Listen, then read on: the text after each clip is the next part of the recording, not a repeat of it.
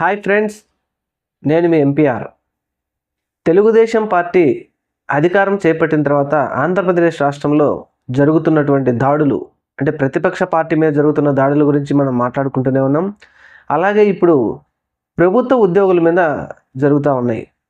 అయితే ప్రభుత్వ ఉద్యోగుల మీద దాడులు ఎందుకు జరుగుతూ ఉన్నాయంటే ఇంక అది మనం చూస్తూనే ఉన్నాం.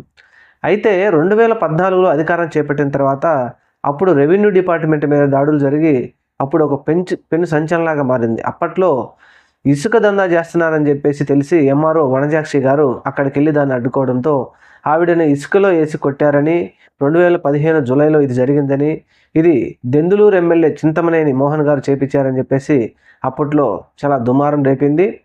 చాలామంది కూడా ఇది ప్రభుత్వ ఉద్యోగులు ఇలా చేయడం తప్పు, ఇలా చేయకూడదు ప్రజాస్వామ్యంలో అని చెప్పేసి చాలామంది కూడా మేధావులందరూ కూడా అప్పుడు మాట్లాడారు. అయితే ఇప్పుడు 2024లో వారు అధికారం చేపట్టిన తర్వాత ఇలాంటివి ఇంకా జరుగుతూనే ఉన్నాయి, మళ్ళీ మొదలుపెట్టారు. అలాంటివి ఎక్కడ జరిగాయి అంటే ఇప్పుడు ప్రస్తుతం పోలీస్ వ్యవస్థ వారిది వచ్చింది. రెవెన్యూ వారు అయిపోయారప్పుడు ఇప్పుడు 2024లో పోలీస్ వ్యవస్థ మీద పడ్డారు. బాపట్ల జిల్లా వేమూరు నియోజకవర్గంలో అక్కడ బట్టిపోలు గ్రామానికి చెందిన టీడీపీ కార్యకర్త తాండవ కృష్ణ, అది క్లియర్గా ఆయన వీడియోలో కనపడతా ఉంది.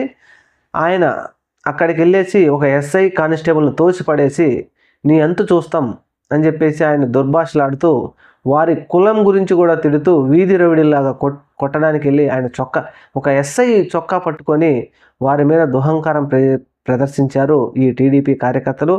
దీని మీద మన ముఖ్యమంత్రి గారు కూడా ఇది తప్పు అంటే వాళ్ళ కార్యకర్తను తప్పు పట్టలేదు, మా కార్యకర్త ఏం తప్పు చేయలేదు, ఇది ప్రతిపక్ష పార్టీ వారు మాత్రం వాళ్ళు ఏదో చేస్తూ ఉన్నారు, వాళ్ళు అనవసరంగా రాద్ధాంతం చేస్తున్నారు, మా కార్యకర్త అలాంటి ఏం తప్పు చేయలేదన్నట్టుగా ఆయన ట్వీట్ చేశారు. ఆయన ట్వీట్ చేసిన దాంట్లో కూడా క్లియర్గా వీడియో చూస్తే ఆ వీడియోలో ఈ తాండవ కృష్ణ అనే అతను ఎస్ఐని చొక్కా పట్టుకోవడము అది క్లియర్గా తెలుస్తుంది. మరి ఆ ట్వీట్ చేసిన వారు ఎవరో తెలియదు కానీ క్లియర్గా తెలుస్తుంది. ఇప్పుడు పోలీసు వ్యవస్థ వారు కూడా చాలా బాధతో అక్కడ ఉన్నట్టు వారందరూ కనీసం క్షణంలో ఏం మాట్లాడలేకపోయి కూడా తలకాయ ఉంచుకొని ఎన్ని తిట్లు తిడుతున్నప్పటికీ అసలు వారు తలకాయించుకోకపోవడం మాత్రం చాలా బాధాకరం. మరి 2014లో రెవెన్యూ డిపార్ట్మెంట్ మీద పడ్డటువంటి టీడీపీ వారు 2024లో పోలీస్ వ్యవస్థ మీద పడ్డారు. పోలీస్ వ్యవస్థ వాళ్ళ గుప్పిట్లో పెట్టుకొని ఏమీ మాట్లాడలేక ఏమీ చేయలేక ఎక్కడ ఏ సంఘటన జరిగినా తెలుగుదేశం వారికి తప్పు లేదు, మేమేం చెప్తే జరగాలి అన్నట్టుగా ఈరోజు పోలీస్ వ్యవస్థ వారి చేతుల్లో నడుస్తూ ఉంది. అయితే ఇక్కడ ఒకటి మనం గమనించాల్సిన విషయం ఏమంటే ఆంధ్రప్రదేశ్ రాష్ట్రంలో ఈ విధంగా జరుగుతూ ఉంటే ఒకప్పటి మేధావులు, రాజకీయ నాయకులు, పేపర్లు, సోషల్ మీడియా ఎట్టుపోయారో ఏమో తెలియదు.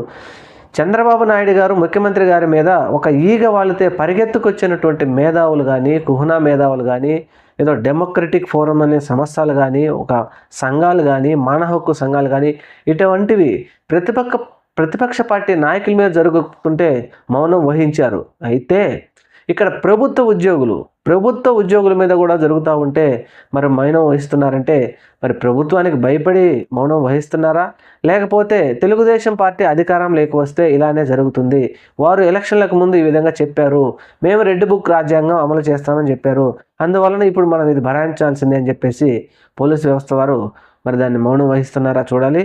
ఏది ఏమైనప్పటికీ రాష్ట్రంలో ఇలాంటి సంఘటనలు జరగకూడదు. చంద్రబాబు నాయుడు గారికి ప్రజాస్వామ్యంలో ఇలాంటివి చాలా ఇబ్బందికరం. ఎన్ని జరిగినప్పటికీ ప్రజలైనా, ఉద్యోగులైనా, ఇంకొకరైనా వారికి భరించేంత సమయం ఉన్నంత వరకే భరిస్తారు కానీ ఎదురు తిరిగితే మాత్రం ప్రభుత్వానికి చాలా ఇబ్బంది అయిపోద్ది. ఇలాంటి జరగకుండా ఉండాలని మన ముఖ్యమంత్రి గారు చర్యలు తీసుకోవాలని కోరుకుందాం. Thank you. మన ఛానల్ని మాత్రం తప్పకుండా సబ్స్క్రైబ్ చేయండి.